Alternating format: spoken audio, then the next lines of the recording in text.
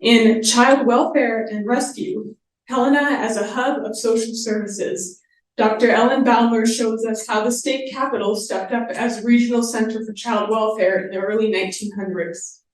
Ellen was an interpretive historian at the Montana Historical Society for 27 years and holds a PhD in English, classics, and history from the University of Kansas. She is an award-winning author of 13 books and is most well known for her 5 books on Montana hauntings. She's also contributed to the vitality of Montana's tourism industry with popular ghost tours that she gives throughout the state. Her most recent title, The Life of the Afterlife in the Big Sky State, explores the history of Montana's cemeteries. Ellen's research demonstrates that the past sometimes intersects with the present. Good morning, everyone. Good morning. So I think Helena has actually been a very unusual place for its early concerns for the people of the early community. And during the 1860s, there were very early efforts to take care of indigent and people in need. The Masons and the Hebrew Benevolent Society for two provided aid for the sick and the indigent by the mid-1860s. And there was a miners' hospital that was built in 1866, and you heard about the poor farm that followed not too long after that. But actually the foundation for services, I think, in Montana Territory, social services, were laid in 1869 by the Sisters of Charity, who came from Leavenworth, Kansas. They came at the invitation of Father de Smet and the Jesuits because the men felt that there was a need for a female presence to sort of temper the roughness of the mining camp. And so the sisters came, there were 5 of them, and they planted the seeds really of the first urban social services center. Sure, I'm on the right slide there. So they came with a threefold mission: to teach children, to care for the sick, and also to care for orphans. So they first of all established St. Vincent's Academy, which some of you probably know about that. It was the very first boarding school for white girls in the territory of Montana. And soon after that, in 1870, they established St. John's Hospital, which was the first Catholic hospital in the territory. And they also took the territorial contract for the care of the indigent mentally ill. I mean, it was called an insane asylum, which I have it labeled that way. That's actually what they called it. But anyway, this was before the forming of Warm Springs. So that was something that sort of took their time, and they weren't able to care for orphans quite yet. But you can see that the urban complex there on the top of the hill was well established by 1876. And in 1878, Warm Springs did open, and that precipitated the founding of the first orphanage here in Montana, which was St. Ambrose Orphanage, which was established in that same building where the insane asylum had been. And it was, it was called St. Ambrose because of the first child that came there. There were 3 children, 3 brothers. And we have to realize that orphanages weren't really always for orphans. Most of the children in orphanages were not orphans. They were children whose parents had either abandoned them or couldn't afford to take care of them, or for one reason or other, simply dropped them off there. But they were not usually orphans. And St. Ambrose was named after this first child. He had 2 brothers, and Ambrose and his brother Stephen became priests. The third brother became a physician who practiced in Havre, and they were actually nurtured and raised by the Sisters of Charity. You know what we might think of Catholic nuns and priests and the abuse that children did suffer. Not all nuns were abusers, and some of them were very, very nurturing women. So by the 1880s, Protestants were caught up in this idea that they needed to counter Catholic services. And so St. Peter's Hospital was established by the Episcopalians, sort of to counter St. John's Hospital, to provide services for the Protestants here in Helena and in the territory. And the first hospital, actually there were a couple of other locations, but this one was built in 1987 at 11th and Logan, up on the hill there, right on tailing piles. And you can see the tailing piles still. This photograph is from the 1890s. In 1889, the House of the Good Shepherd was established. And that was established at the urging of Bishop John Brondell, who believed that the sisters had an important mission, which was to convert prostitutes to a reformed type of life. And there's a lot of stuff like that going on, as we'll see during this time period. A lot of people wanted to reform these prostitutes, and the house included resident women who wanted to reform, but also informatory children and children in crisis who were committed to the nuns' care for preservation. Oops, this is what it looks like today. That place is still there at 9th and Hoback. At any rate, Bishop Brondell was very concerned about the wild and wicked ways and the red light districts that almost every community supported. And so he was very intent on trying to make sure that girls, wouldn't go astray. With statehood in 1889, Montana then established its state institutions in 1893, and that included the orphanage at Twin Bridges, which I think is really interesting because the other orphanages that followed were sort of built on that model.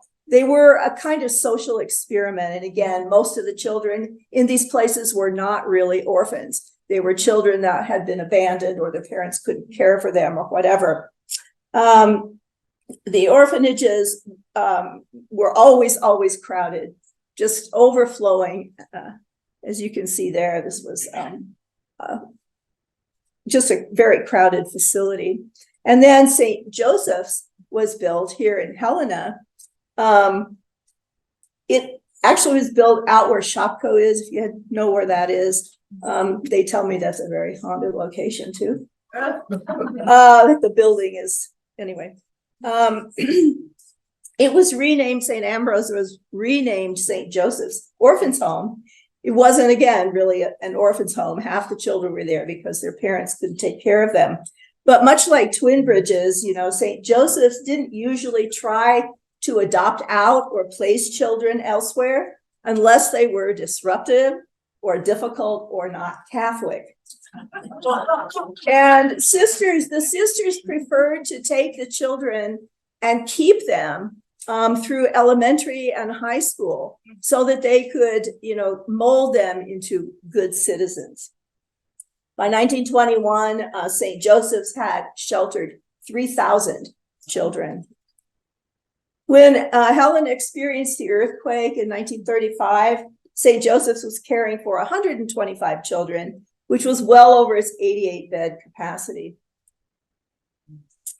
So also in the 1890s, there was the National Florence Crittenden Mission was a movement that spread across the United States. It was founded by this New York pharmacist, Charles N. Crittenden, and his 4-year-old daughter, Florence, had died in 1881 of the scarlet fever. And he went through this religious experience and founded a New York mission that he named after his little daughter. And the purpose of it was to rehabilitate prostitutes. Why he named it after his little daughter, kind of interesting, but anyway, he did. He named it the Florence Night Mission. And there were three founders. The other two, one was Reverend Smith Allen was a New York City evangelist, street evangelist. And Dr. Kate Waller Barrett was a physician. And she was very concerned about abandoned children in urban areas. And so the focus really sort of changed from prostitutes into unmarried pregnant girls and women. And again, that spread across the United States.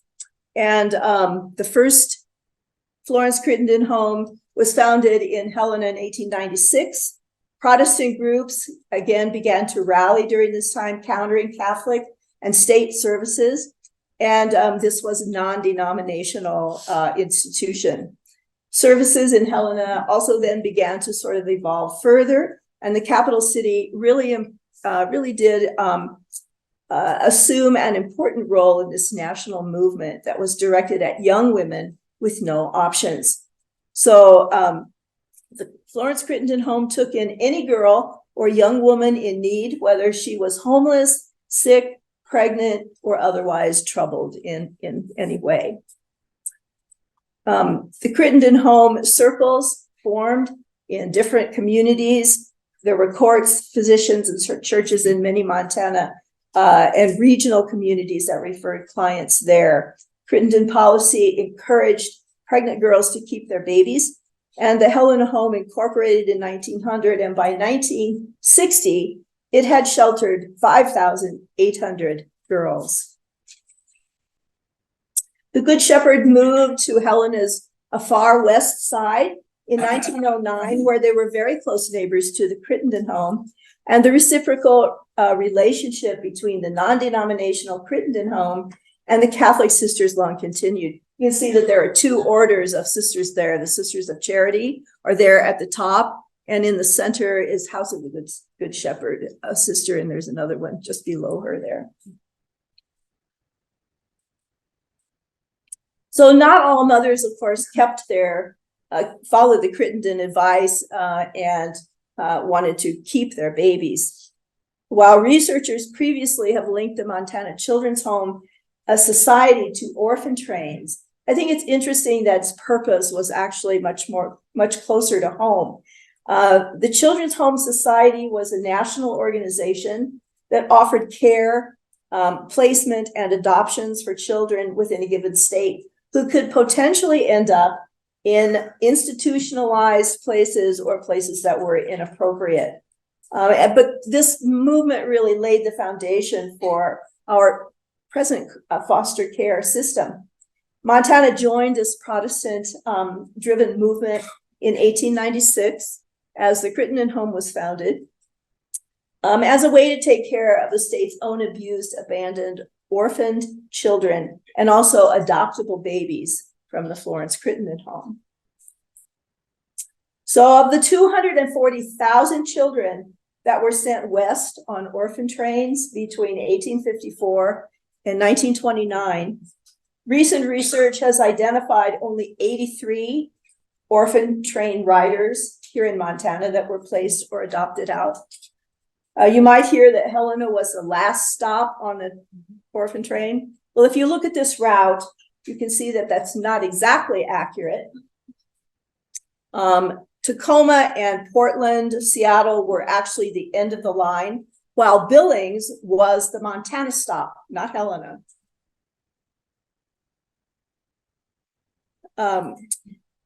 Census records actually show, if you look at those, that those children at the Montana Children's Home were overwhelmingly and consistently Montana-born children, or they were regionally born here in the West between 1900 and 1930, and they were not from the Eastern US. Therefore, they were not orphan train riders. So in 1909, the Montana Deaconess School was founded. It was the only Protestant boarding house or boarding school for white children west of the Mississippi. And the idea came from William Leslie Van Orsdale, the Methodist minister known as Brother Van. He brought in trained Methodist deaconesses from Chicago to run the school. It was not an orphanage, but sometimes the matrons took in children whose parents couldn't pay or couldn't care for them. And sometimes the deaconesses sent Catholic children to St. Joseph's, and St. Joseph sent Protestant children to the deaconess.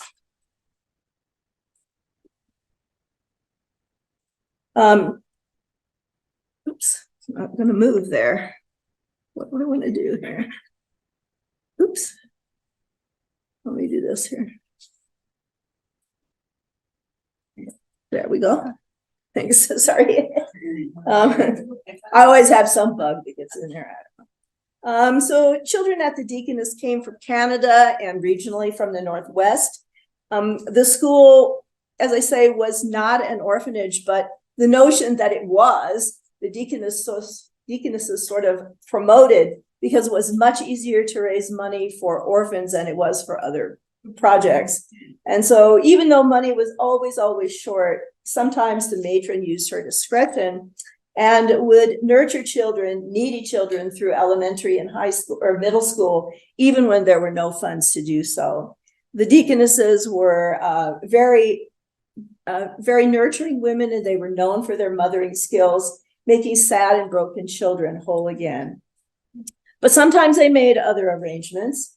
And one of my favorite stories is the story of Lila Anderson. I could tell you hundreds of stories, but this one I think is interesting because she was sent from a ranching family to the Deaconess School, the only one of her siblings to be sent away. When she arrived, the deaconesses realized that she had grown up in this, she was about 10 at the time, and she had actually grown up sort of in this ranching family where she'd done a lot of cooking, she'd done a lot of chores that usually most kids didn't do. So they put her to work right away, and she was very, very unhappy and very homesick. So she put her belongings in a pillowcase, marching down the sidewalk, and the matron from the Florence Crittenden home saw her. She was there, headed there for a meeting. And so she took her back to the deaconess, to the matron, and they worked out a deal. And Lila was taken to the Florence Crittenden home to grow up.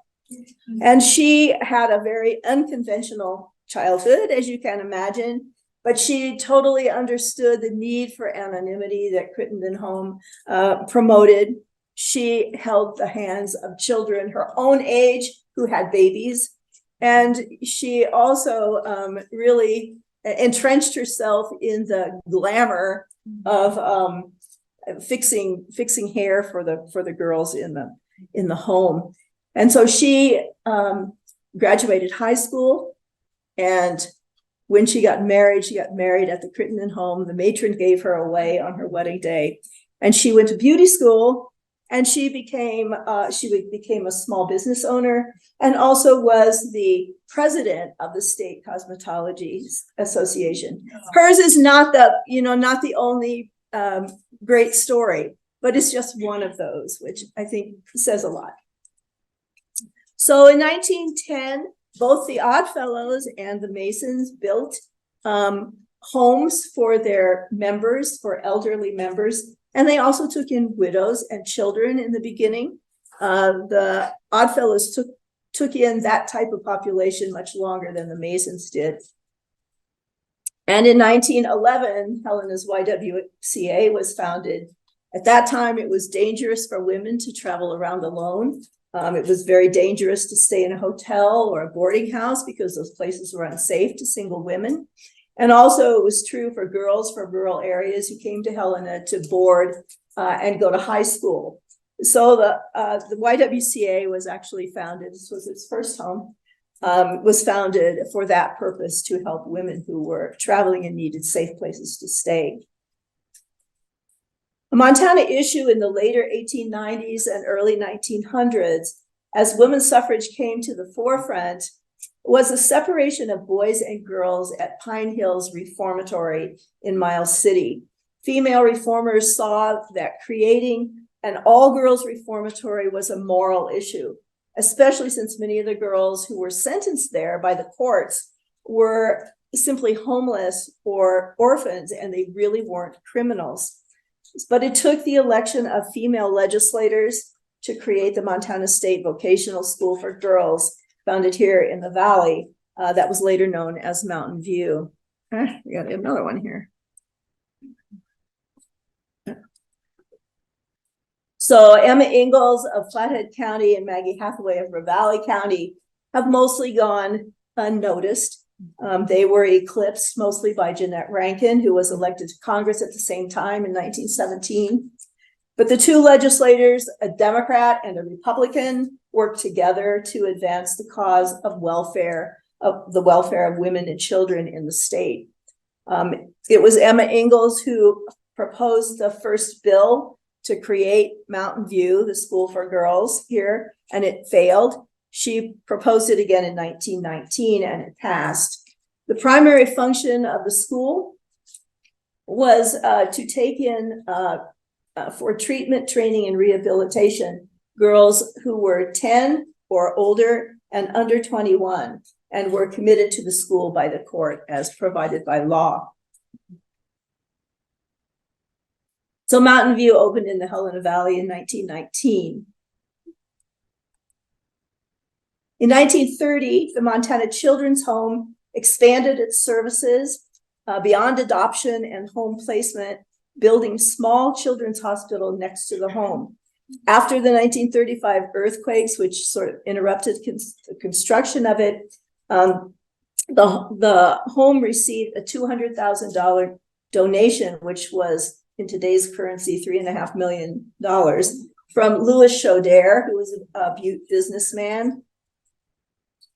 They built a wing next to the Children's Home Hospital that was dedicated to children with orthopedic disabilities, the only such hospital between Seattle and Minneapolis. And it was the first hospital in Montana to use the iron lung during the polio epidemic in the 1940s.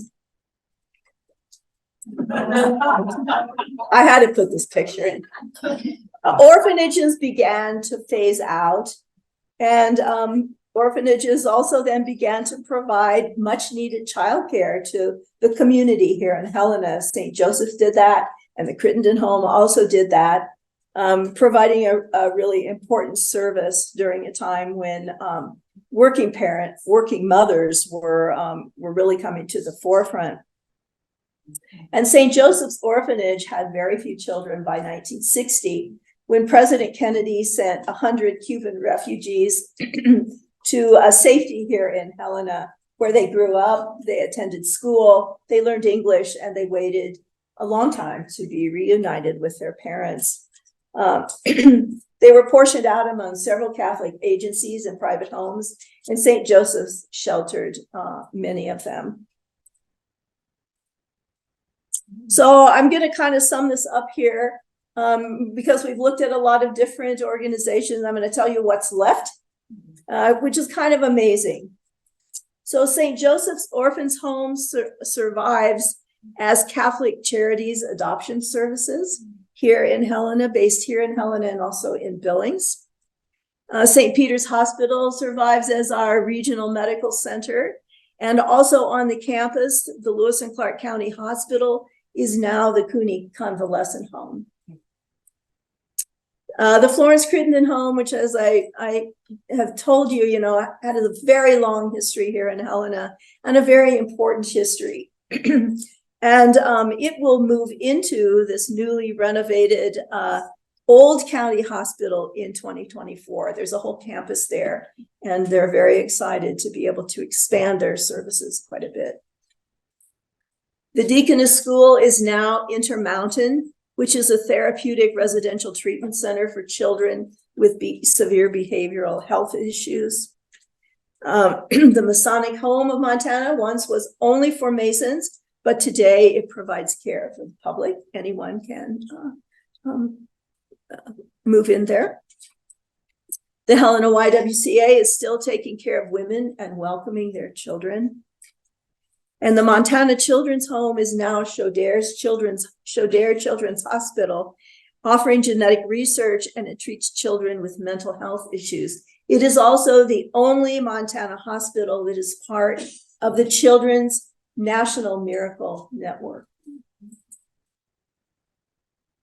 Just a few things that are left.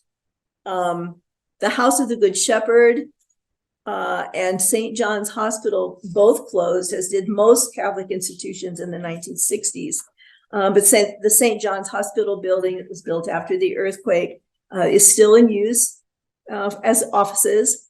And it's kind of interesting that the only remnant of the House of the Good Shepherd is the gymnasium, which is now St. Andrew's Catholic School. The Oddfellows home closed in 1973, but it's now a restaurant and B&B, and you can buy it if you want to. It's a nice venue for weddings. And finally, Mountain View School for Girls is now used as the Montana Police Academy. It closed in 1996, but it's really kind of, we think of it kind of as a failure. Investigation revealed that the girls' rights had been violated under the 1980s Civil Rights of Institutionalized Persons Act and closed in 1996. It closed in 1996. It was really a vision whose time sort of ran its course. But today, judges have options such as treatment facilities, group homes, and alternatives to lockup for girls who are in trouble. However, contemporary services would certainly not have evolved without the actions of the women of the progressive era who advocated for the troubled girls of their time. And it really was an effort that it shows how important women were to Montana politics in that early time period in the 1910s and 20s. So Helena's many organizations cared for thousands and thousands of Montana women, children, and indigent Montanans. It's a credit to the community that so many of those organizations still exist in one form or another and continue to play a major role in the viability of the community. I think their histories are worth noting. Thank you.